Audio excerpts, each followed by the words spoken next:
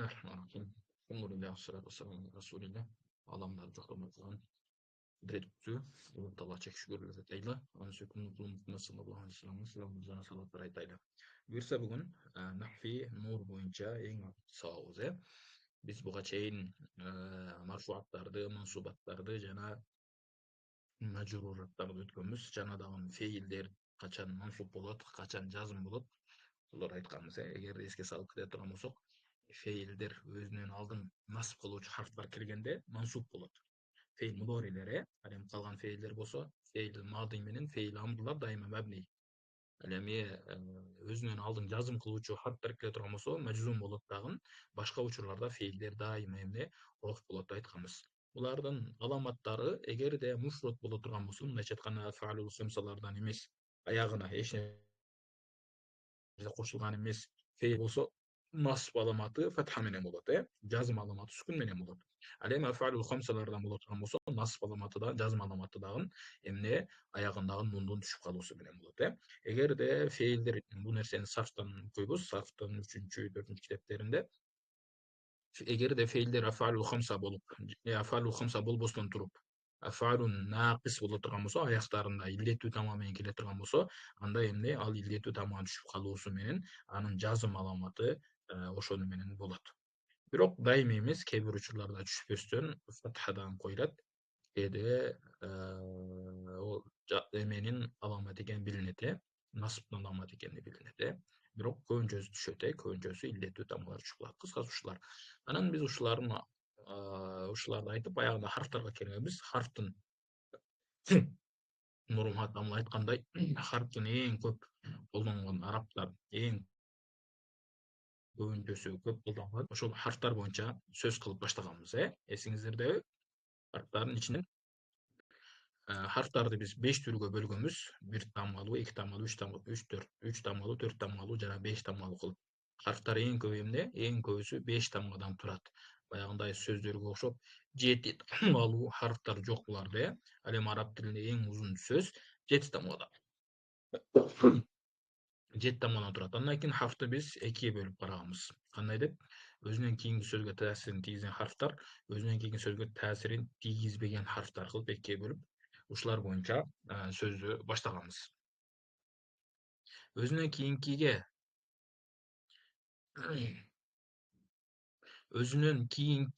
то есть бир харф келет, ошол харфтан кийин келген сөз. Ошол сөзгө эми таасирин тийгизбейт. Таасирин тийгизбейт дегенде кандай? Ошол харфтын себебинен өзүнөн кийин келген сөздүн ээрообу өзгөрүп кетет. Ошол харфтын себебинен анын ээрообу өзгөрбөйт, Эми таасирин тийгизбейт деген ушундай маани. Алар төмөнкү 8 түрдүү харфтар. Биринчиси хуруфул атф. Жогоруда өткөнбүз, байрамда кызмат сөздөр, муну кечээки сабак, буга чейинки сабакта айтып кеткенбиз. Бул хуруфул атфтар келгенде, хуруфул атф эмне кылат? Өзүнөн алдыңкы сөздүн аракетини өзүнөн кийинки сөзгө алып берет. Болду, ошол гана. Ортодо турган хуруфул атф, байрамда сөздөр, бул өзүнөн кийин келген сөзгө өз алынча таасир бербейт. Болгону өзүнөн алдыңкы сөздүн гана ээробуну көчүрүп берип коет, Андан кийинкиси хуруфу танбих, эскертүү харфтары, алар төмөнкү 3 харф. Ала, ама, ха деп булардан айтканбыз. Булар сөздүн башына келип, угуучунун аң-серин ойготуп, эскертүү берүү иретинде колдонулат. Эмне экен? Бул сүйлөмдүн башына келип, угуучунун көңүлүн өзгө буруу үчүн, ушул нерсе өтө маанилүү экенин айтыш үчүн ушул харфтар колдонулат экен. Алар кайсы дедик? 3 дедик. Ала, ама, ха дедик, Ала инна зайдан наимун. Эгерде аланы алып сала турган болсок, жөн эле инна зайдан наимун, Зейд деген исму инна, наимун хабары инна болот да. Ала бул жерде эч кандай таасирин тийгизбеди ушул сөздөргөчү. Ама инна зайдан наимун. Көңүл бурула, чындыгында Зейд уктап жатат деген маани келип чыгат. Хуруфул истифхам. Ушул жерге келип токтогонбуз биз, өткөн сабакта. Бирок жогору жак айтыладык, что биз эмне жактан окуп жатканыбызды, эмне сабак кылып жатканыбызды билишибиз үчүн. Хуруфул истифхам, суроо берүү харфтары. Араб тилинде 2 харф бар. Алар төмөнкү экөө, ушул экөөгө суроо иретинде колдонулат. Мына хамза көбүнчө суроо иретинде колдонулат. Бирок башка учурларда башкача да маанилер колдонулат. Мисалга, Alif jana lam menen kelse al jakta alli tarifke kirip ketetçi. Birok alli tarifte kelgende al jakta alif menen keletçi. Anan kээ бир учурларда албетте сөздүн жүрүшүнө карап хамза менен да келип калат. Бул жактагысы биздики хамзалу алиф болгон учурда көбүнчөсү эмне экен? Истифхам катары суроо иретинде колдонот экен. Мисалга алганда жаа зейдун, зейд келдиби? Хал жаа зейдун. Ушул экөө окшош эле. Мынау нерсени арабтар сүйлөп жатканда көп колдонот ушул хамзалу алифтичи. Ушуну кээде биз сезбей калабыз, кээде түшүнбөй калабызчы. Бирок бул көбүнчөсү ошол эмес суроо иретинде колдонулган харфтардан. Муну 32-ни өткөн сабакта окуганбыз, билесиздер, Хуруфул ижаб. Хуруфул ижаб деген эмне? Жооп берүү харфтары. Бул негизинде сөз буларчы. Бирок жооп берүү үчүн гана иштетилет, жана мабни болгондуктан буларды эмне дейт? Харфтар деп келип жатабыз, Алар бүгүнкү 3 харф: наам, ова дегенде, и деген, дейбиз го, бала деген сөз түрдө ова болгон, Наам деген азыр келет могул жакта. Маалилер. Наам деген суроо жооп катары колдонулат. Бирөө суроо берсе, ошого жооп катары ова деген сыяктуу колдонулат экен. Кээде ова эмес, угуп жатамын, кайра башынан кайталап коесузбу дейт. Мисалга алганда бирөө майсмука десе, наам десеңиз, бул жакта сөзүң укпай калдым, эмне деп жатасың дегендей маани берет, наам дегенчи.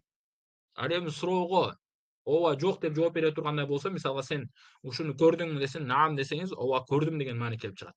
Бирок кээде колдонулганда наам деген эмне башкача мааниде да колдонулат. Жана айтып кеткендей, сурооңузду кайталап коесузбу, укпай калдым, түшүнүксүз болуп калды деген сыяктуу нерселерден колдонулат, Бирөө мисалга мынтип суроо берсе дейт да, жаа зейдун, зейд келдиби десе, наам, ооба. Наам деп ооба десек, тагдырда көңүлдө эмне? Ооба зейд келди деген маани келип чыгат. Ама жаа зейдун, зейд келген жокпу десе, наам десек, ооба келген жок деген, Наам жооп иретинде колдонулат, бирок тагдырда көңүлдө сүйлөмдүн кайтылуу бар, Ооба келген жок, ооба келди деген сыяктуу. Бизде деле кыргыздарда ошондой го. Бирөө сураса ооба деп койсо бүтөт, же жок деп койсо бүтөт. Калганы көңүлдө. И деген бизде дейт го, ошол сыяктуу, суроого жооп катары касам менен колдонулат. Эмне экен мунун өзгөчөлүгү? Арабтарда касам менен колдонулат экен. Ал кама зейдун, зейд турдубу десе, и валлах. Арабтар ушундай дейт. Өзбек эмелер, түрктөр да ушундай дейт, и валла деп көп колдонулат. Ооба, Алланын аты менен антишем, ооба деген сыяктуу, Бала деген жумла хабария же истифхамия болгон терс сүйлөмдү оң сүйлөмгө айландыруу үчүн колдонулат экен. Эмне экен? Жумла хабарияны же жумла истифхамия болгон терс сүйлөмдү, терс деген сүйлөм келет, ошонун наоборот маанисин берет, Мисалга алганда, ма жаа зейдун десе, зейд келген жок десе, бала жок ал келди деген сыяктуу. Бала жок ал келди. Мындайча айтканда, могу терс сүйлөм болуп жатты ушуну эмне оң мааниге айлантырып салды, ооба келди дегендейчи. Бала деген жок келди. Балким ал келди деген сыяктуу. Аласту би роббикум да Аллах Таала Куранда айтканда эмне дейт? Мен силердин эгиңер эмесмин дейт, калу бала деп. Инсандар айткан, ооба сен биздин эбизсиң дешти, Ара сүрөсүнүн 172-аятында. Кийинкиси harfu rada. Harfu rada. Al төмөнкү бир harf. Калла дегенчи. Иф'ал hadal amr. Бул ишти жаса десе, калла жок. Ал ишти эч качан жасабайм деп. Тосуу кайтаруу. Мындайча айтканда, кылбай турган, такыр кылбай тургандыгын билдирүү үчүн колдонулган ушул harf, Могул жерде 33 карай турган болсок, муну наам дегенде. Наам өзүнөн мурунку сүйлөмдү тастыктоо үчүн да колдонулат дейт, жана мен айтып кеткенмин. Өзүнөн жаа зейдун десе, наам ооба туура айтасың, келди деген сыяктуучу. Тастыктоо үчүн да. Ма жаа зейдун десе, зейд келген жок, наам ооба туура айтасың, ал келген жок деген маани. Тастыктоо үчүн келген наам маанисинде колдонулган сөздөр да бар. Мисалы ушул наамга ошо тастыктоо иретинде келген сөздөр бар. Мисалы жайра, ажал, инна деген сыяктуу. Түшүнүктүү эле иншалла туугандар. Кийинкиси хуруфу тахдид деп коет. Талап кылуу харфтары. Эмне? Талап үчүн колдонулчу харфтар. Ал төмөн 4 harf бар, 4 деген сыяктуу. Эгер фейл мазиге кошулуп, бул эмне экен? Эгер фейл мазиге кошулуп келсе, анда катуу зекип урушуу маанисин туюнтат экен.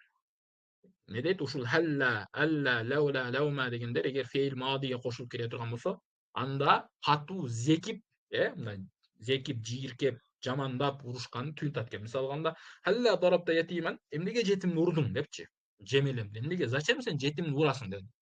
Бизде кыргыздар ашыра чабап айтабыз го, эми бул жакта адептүүлүк менен которгон. Сен эме жиндисиң, эмнеге жетимди урасың деп ушундай сыяктуу айтабыз го. Ушул жерде халла деген ошол мааниде. Түшүнүктүбү? Ала иштахатта талыкпай мээнет кылсаң деген сыяктуу. Э?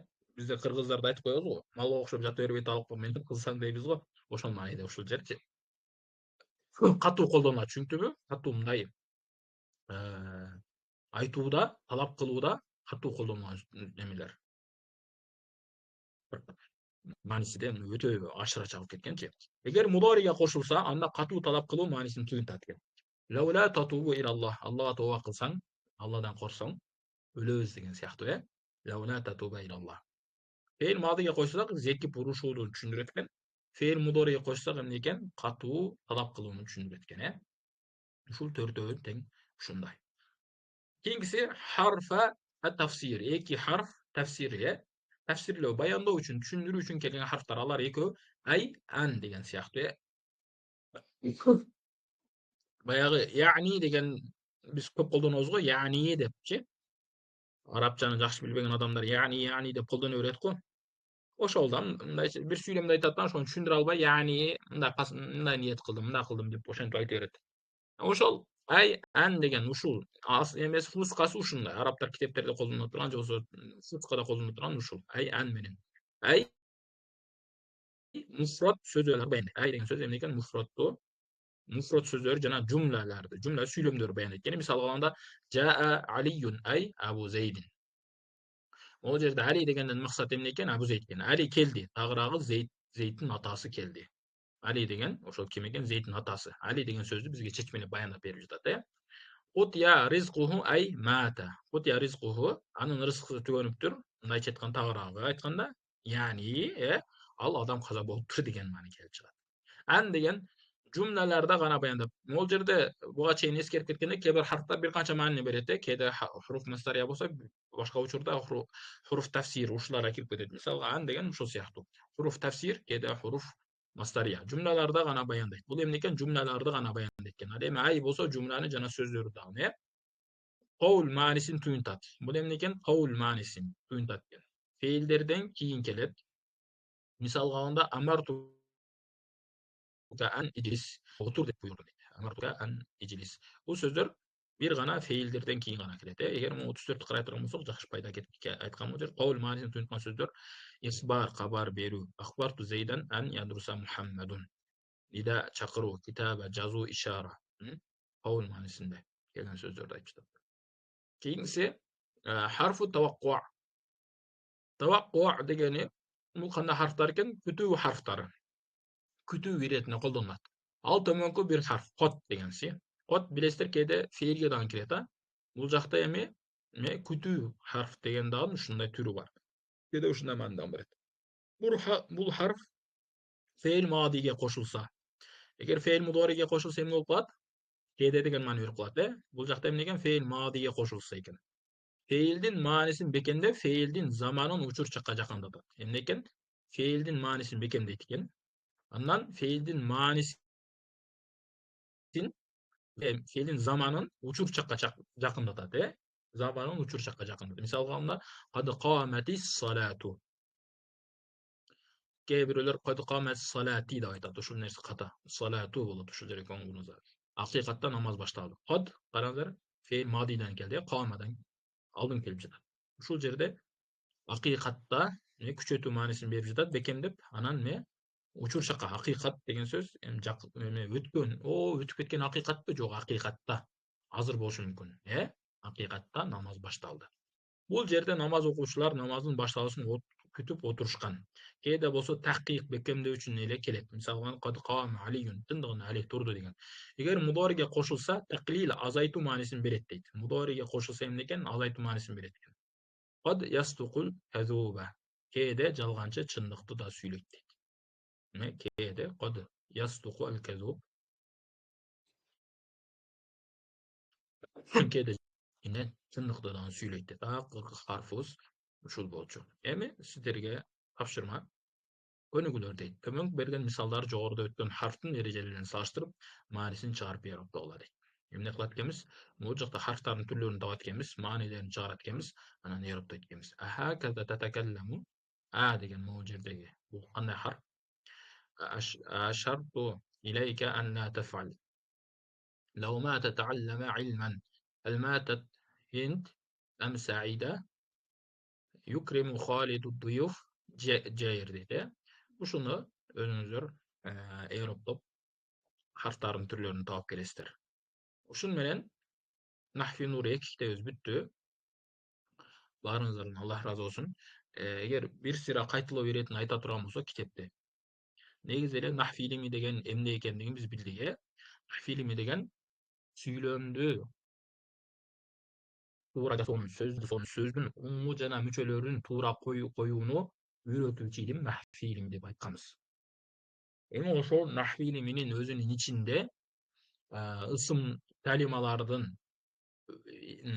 belgileri bolat deyt. Meýil biz anyň manysyn bilbesek dele bulardyň kebir belgilerine garap any kalima dep aýtat ekenmiz. Isım dep aýtat ekenmiz. Kede anyň kebir belgileri garap any feýil dep aýtat ekenmiz. Eger belgi jok bolsa anda emne bolat eken al harf bolat eken. Andan keyin kelam degen nerseni ötkönmiz. Kelam degen bu süýlem degenmiz. Bu kelam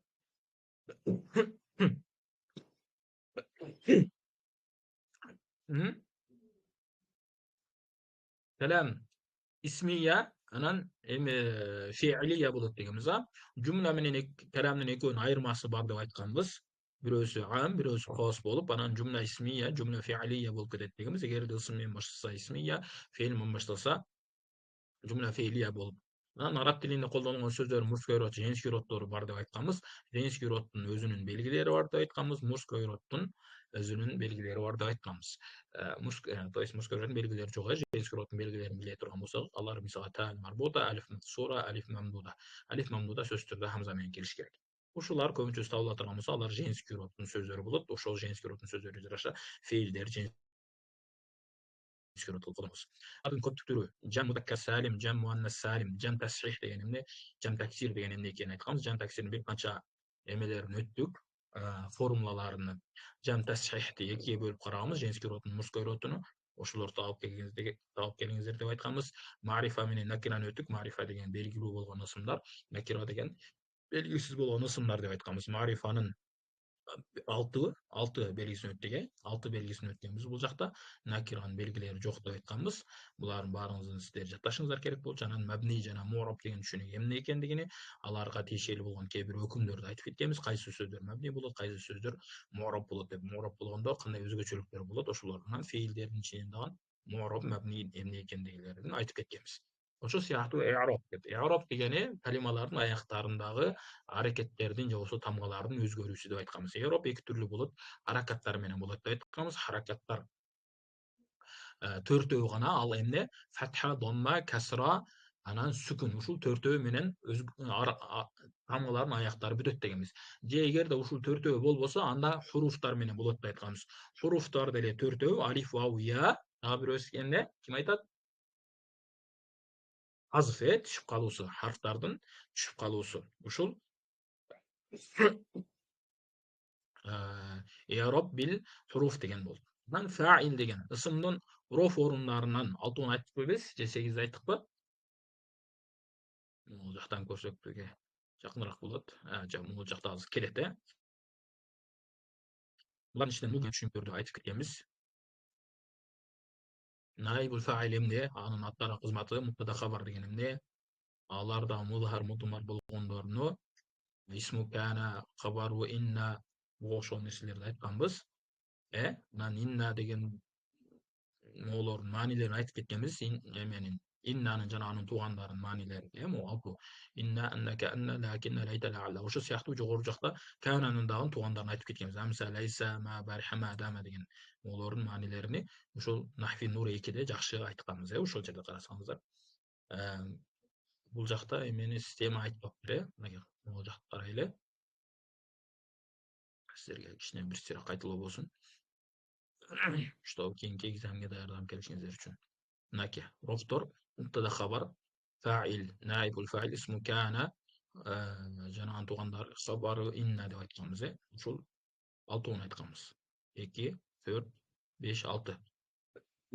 Ушул 6 айтканбыз. Андан кийин мафуулдарга келебиз. Мафуулдар деген эмне дегенбиз? Мансубаттар. Мансубаттардын ичинен мафуулдун 5 түрүн өттүк, 5 түрүн өтүп, алар кандай ролдорду аткарат, кандай маанилер берет, кандай суроолор берип аларды тапсак болот деп, алар боюнча сөздөрдү сүйлөгөнбүз. Андан кийин хал эмне, тамиз деген эмне, мунада деген эмне, мустасна деген эмне деген сөздөрдү өткөнбүз. Кошумча кээ бир кошумча толуктоочу нерселерди өткөнбүз. Андан кийин ысымдын жар орундары деп экөө болот дегенбиз. Эгер харфы жар болсо же мудофун илейхи боло турган болсо, харфы жарлардын маанилерини мынакей Нахви Нур 2'de enen kesip карап кеттик, ушул жерден китепти карасаңыздар болот. Жатташыңыздар керек жана баарына. Андан кийин идофаларды 2 түрүн өткөнбүз.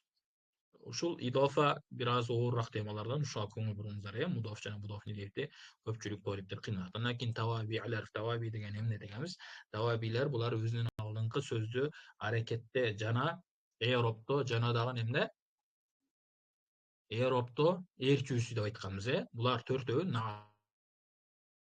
сыфаттар атыф бар экендичи бадал орун алмашуу үчүн келген сөздөр деп булардын баардыгын айтканбыз. Такиддин түрлөрүн айтканбыз, бадалдын түрлөрүн айтканбыз. Андан кийин табилерге кошумча болгон атфул баян деген эмне? Ошолор боюнча сөз кылып, феилдердин лазим мутаадди болгон жана дагы кайсы сөздөр кандай мааниде болот? Феилдин насб орундары, жазым орундары жана роф орундарын баарын айтып, акырына хафтарды өткөнкү сабакта жана бүгүнкү сабакта 5 түрү бар деп айтып, ошонун баардык түрлөрүнө карап келгенбиз. Ушун менен нахви сабагыбыз соңуна чыкты. Аллахым ушул китепти жазган Нур Мухаммад Колдошов тамладан Аллахым өзү ыраазы болгон болсун. Чындап эле китеп өтө сонун жазылган, өтө жеңил жазылган. Бул китепти түшүнгөн адам иншалла нахвиден жок эле дегенде бир 20-30% жакшы өзүнүн түшүнүгүн алган болот. Дуа кылып коелу. Алхамдулиллахи раббил аламин. Ва ла акыбатул муттакин. Ва салату вассаламу ала расулихи Мухаммад ва ала алихи ва асхабихи эжмаин. Аллахым өзүң ыраазы боло тургандай бүткүл инсаниятка пайдасы тийгендей, бул дүйнө акыретибизге пайдасы тийген илимдерден өзүң насип кылгын я архамар рахимин. Аллахым ошол нахви китепти окуп, өзүңдүн сөзүңдү түшүнүүгө, өзүңдүн өкүмдөрүңдү түшүнүүгө, өзүңдүн улуулугуңду, өзүңдүн сулуулугуңду бүткүл ааламга жайылтууга ниет кылып жатабыз. Аллахым өзүң бизге жардам бергин я архамар рахимин. Өзүң ыраазы болгон илимдерди насип кылгын. Бул дүйнө акыретибизге пайда тийгүүчү илимдерди насип кылгын я Аллахым. Ушул бизге чейин жетип келген илимдерди бизге жеткирген баардык сен өкүмдөрүң жеткирген алымдарыбыздан, пайгамбарлардан, сахабалардан, даватчылардан өзүң ыраазы болгон я Аллахым. Өзгөчө Аллахым ушул китепти жазган Нур Мухаммад Колдошов тамладан өзүң ыраазы болгон я Аллахым. Аллахым калемдерин курчуткун я Архаман. Ошентип бүткүл элге, бүткүл өзгөчө биздин кыргыз элибизге кызматтарды кылып жүрүшүн өзүң насип кылгын. Аллахым билген алган илимдерибизге амал кылып, зияда кылып, сиңимдүү, жугуштуу илимдерден кылгын. Өзүң ыраазы боло турган бүткүл инсаниятка пайдасы тийген илимдерди насип кылгын. ربنا آتنا وفي الآخرة حسنة وقنا عذاب النار وآخر دعوانا الحمد لله رب العالمين. Баарыңыздар Аллах ыраазы болсун. Катышкандардан дагы, катышпагандардан дагы. Буюрса, экзаменибиз